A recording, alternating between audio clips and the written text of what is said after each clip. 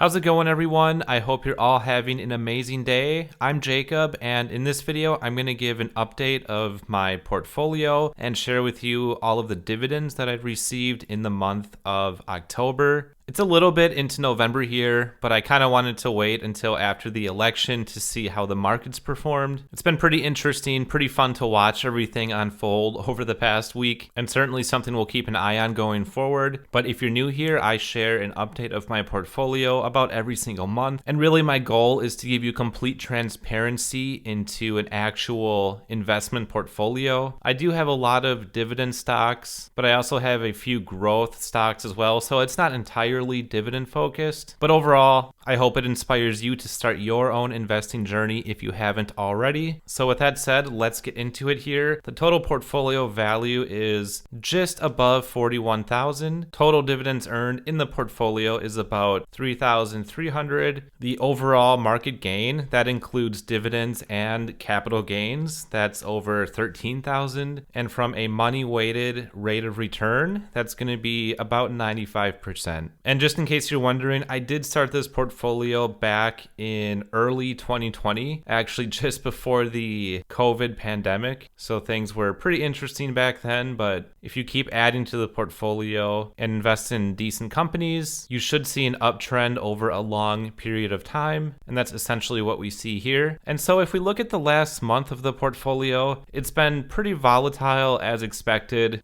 just with the election and everything going on. So really in early to mid-October, the market shot up quite well. And then towards the tail half of October, the market pretty much tanked and went down pretty far. And then post-election night, the market shot back up. So that was the past month. Everything equaled out pretty well. We can see the overall market gain in this portfolio was about $150, or about a 1.24% money-weighted rate of return. If we check out some of the pies here that I have set up in this M1 Finance portfolio, so essentially I just group stocks in these pies. The best performing one was actually the ETF pie. So in this particular one, I just have my ETFs, a couple of Vanguards, one Invesco, but VTI, which follows the market average, pretty close to the S&P 500, that was up 5%. So the overall market as a whole did pretty well, since that's a pretty good indicator of it. Tech performed pretty well. Texas Instruments in particular had a massive month, almost 10% there. And also Tesla up over 31%. That's actually pretty insane. Although I don't hold very much of it, still for that company, pretty impressive. And the worst performing pie over the past month looks like it was real estate. Realty income down 6%. National retail properties down over 8%. So a pretty tough month for real estate overall, I would say. And then healthcare was down pretty big as well. Now let's swing right over and check out the dividends that we received this month. So in terms of actual dividend payouts, in the first month of every quarter, I tend to get lower payouts just because a majority of the companies that I have pay out in the last month of the quarter. So October, we don't have too many companies that actually paid out. But the first one was an ETF from Vanguard. This is VTI. The ETF that I just showed you guys, that was up 5% over the past month. They paid $12.46, so a pretty decent start there. Then we go into Nike. They paid out 96 cents. And this is definitely more of a high growth, lower dividend yielding company. So that's why the payment isn't super high.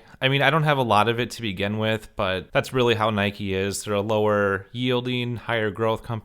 Then Genuine Parts Company, they paid $8.05. Coca-Cola is next. $3.95 is what they paid out. Then we go into a real estate company. This is Vici Properties. They own a lot of properties on the Vegas Strip. So this month, Vici paid $10.54. Then we go into an energy company based out of Detroit, Michigan. This is DTE, and they paid $2.91. Realty Income Corp, they had a pretty bad month, as you guys saw. But from a dividend perspective, they actually pay out monthly, and they've been pretty stable over the past 25 years. I believe they've been increasing their dividend just a little bit each time. But this month, they paid $6.27. Stag Industrial, this is another monthly paying REIT, but rather than your standard commercial real estate properties, these guys actually invest in industrial properties. So pretty much a lot of warehouses, but they paid $2.67. Then SPHD, this is a monthly paying ETF from Invesco. They paid $6.69. Then we have the food distribution company, Cisco, $4.40 is what we got from them. And we got one of the world's biggest banks next, JP Morgan Chase. They paid $6.94. And that's actually going to round out the dividend payments for October. And when we add everything up, the total comes to $65.84. And if you guys are wondering, I've actually had this spreadsheet for a long time. I've been tracking year over year dividend payments ever since I started this portfolio. So there's getting to be a lot of data in here. But if you want this for yourself, I actually do have a link down in the description. You can click on that link. It'll bring you to the spreadsheet. And then all you need to do is go to File, make a copy, and then you can save it in your local Google Drive. And one additional thing I did want to show you guys here is that I take the recent 3 months of dividend payments and then I break it down by year, month, week, day, and hour. So my total yearly wage from a dividend perspective is $973. So that means every single day I'm earning $2.67 just from these dividend payments. And that's a full 24 hours. So whether I'm awake or sleeping, that's what I'm going to be earning. And I always stress this. I know that may not seem like a lot, but it's really all about getting started and then following a set of principles to build this up over a long period of time. So that's going to be continuous investments into the portfolio, choosing companies that increase their dividends year over year. So not just high dividend paying companies, but ones that actually can grow their dividends. And then the third thing is you need to reinvest the dividends back into the portfolio rather than cashing out, as that's really going to help with a compounding effect. So over a long period of time, if you play your cards right, you can have a very, very nice portfolio